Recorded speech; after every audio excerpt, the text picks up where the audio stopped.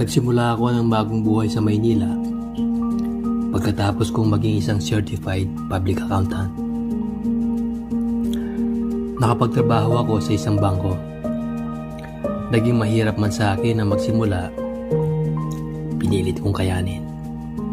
Nag-focus ako sa aking trabaho at sarili upang makakalimutan ko ang karanasan ko kay Kapitan. Ngunit tila ba dependent na ako sa tawag ng laman at lubusan ko nang hinahanap-hanap ito. Isang gabi habang pabalik ako sa unit ko, ay may nakasalubong akong dalawang pulis. Sila ay sina Patrolman Kyle at Gabriel.